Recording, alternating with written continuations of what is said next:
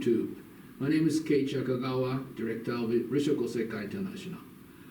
I would like to share my view after reading the Dharma talk of May by the President of Risho Kosei-kai. So let's get started. May the 11th, which is Mother's Day, is an excellent opportunity to reflect on our gratitude towards our parents, along with Father's Day, June the 15th, 1 month later. While recalling the famous words of Dr. Masahiro Yasuoka, who is regularly introduced by the President as a great authority on Eastern thought, the mission of parents, I'd like to use this month to re-examine the nature of the family and the parents.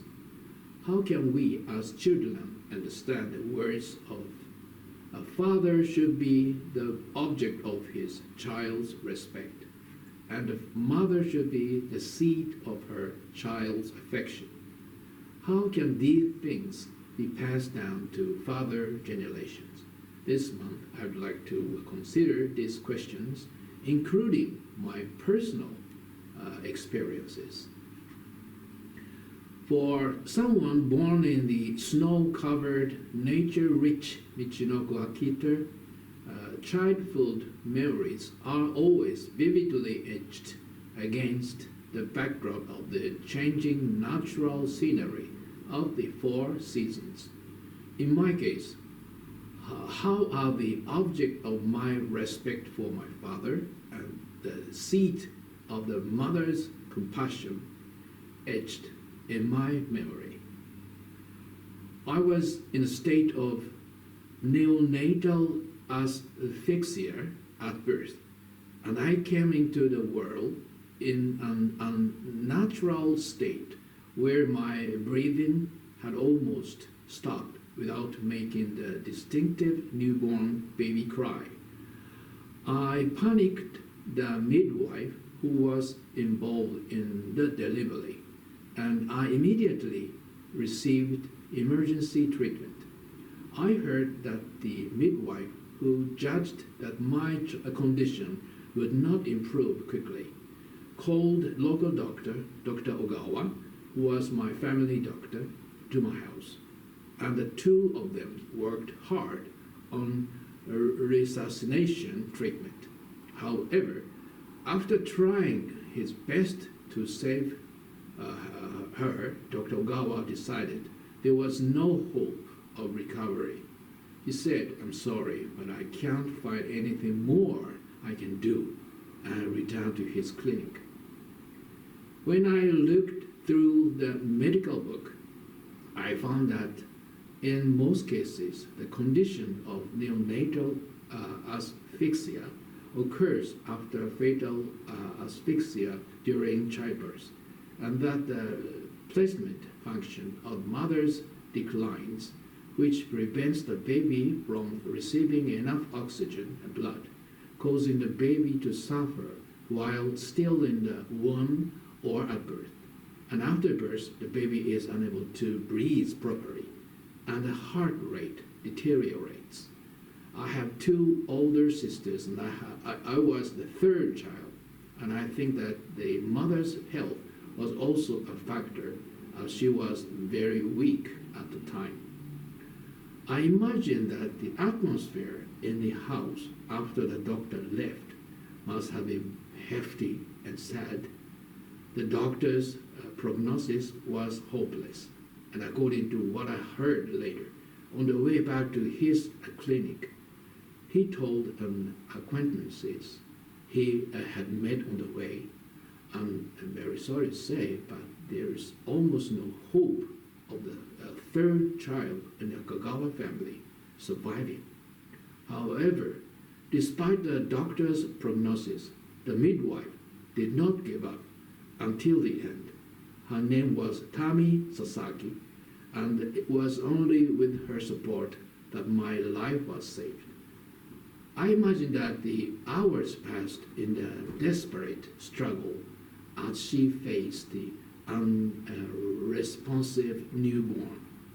From what I heard, the midwife stimulated me by alternately immersing my body in 2 tubs of cold and hot water, hanging me upside down by my ankles, slapping my bottom, and massaging my entire body with her hands over and over again.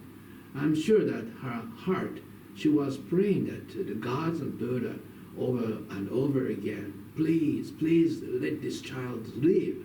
Please bring him back to us. The mother, exhausted from giving birth, was beside me, and the father, who could do nothing but pray beside his wife, joined his hands in prayer to the gods and Buddha, believing in a miracle.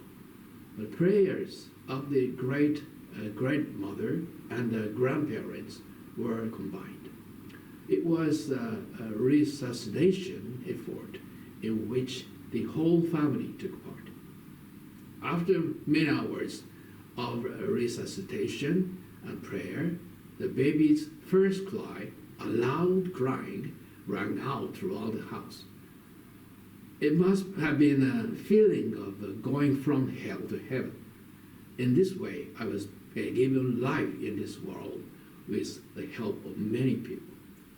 This feeling cannot be expressed by the single word, grateful. This is the actual story of my birth, which happened 65 years ago. Well, next, I would like to introduce 2 short episodes I experienced after I became old enough to understand. The incident that made my father the object of my respect, and the memory of my mother as a seat of affection. It was 1963, the winter of my 3rd year.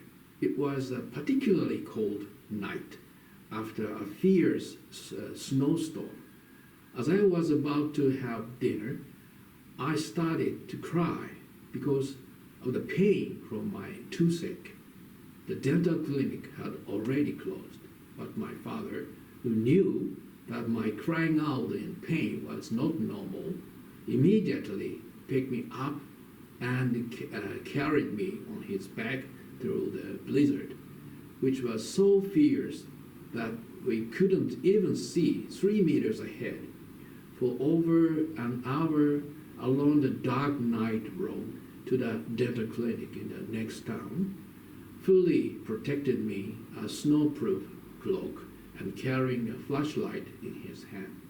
At the time, there wasn't many street lights, so I remember that it was pitch dark at night. Every time his rubber boots stepped on the snow, I could hear the rhythmic sound of creak, creak, creak being repeated. I remember that my father's back was unusually broad and comfortable that night. By the time we finally arrived at the dental clinic, he was looking for. The light had already gone out and it was pitch dark. But I still remember clearly my father banging on the front door, bam, bam. I don't remember anything else what happened after that. But I think my absolute trust and respect for my father began with this very experience. I first experienced my mother as a seat of love and affection in nursery school. I think it was a break for the farmers after the rice planting was finished. For some reason that day, my mother took me out to the neighborhood footpath of the rice fields with a bento box, lunch box, full of things that children like, such as rice balls and sweet egg omelette. It was probably a picnic, looking out over the expansive rice fields with the neatly planted rice seedling on the bright, sunny day.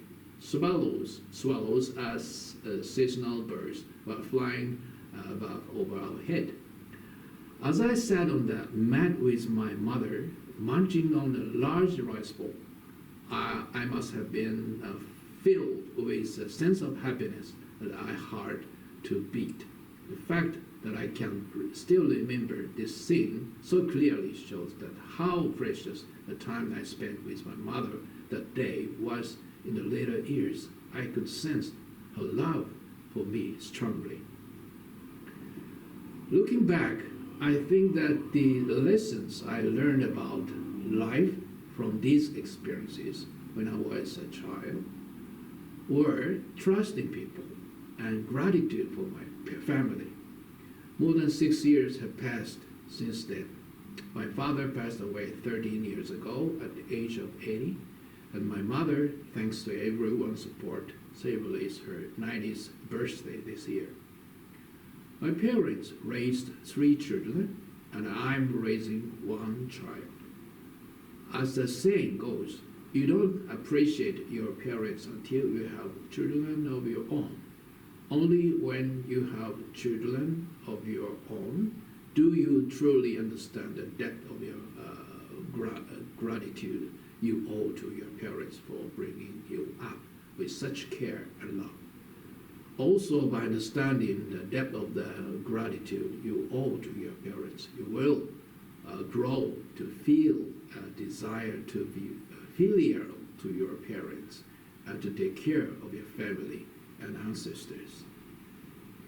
While nurturing the faith in Kosei-kai that I inherited from my parents, I have met my teachers such as founder, the vice president, and the president, and also made connections with the Kosei-kai Sangha in Japan and overseas. And I feel the gratitude of living with the worldview of harmony that Lotus Sutra reveals. In the sutra called the Sutra of Heavy Debt of Parents, it says that debt of parents is like the sky. It is said that there are 10 types of gratitude towards one's parents, such as the gratitude of protecting the mother during pregnancy, and the gratitude of bearing the suffering of childbirth. It is said that all people should be aware that the day of one's birth is the day of one's mother's suffering. I want to live my life with gratitude for the lineage of life with my parents as a gateway, realizing that the preciousness of life I have been given. Well, that's all for today. I wonder how if you enjoy it. Thank you very much. I will see you next time. Bye now.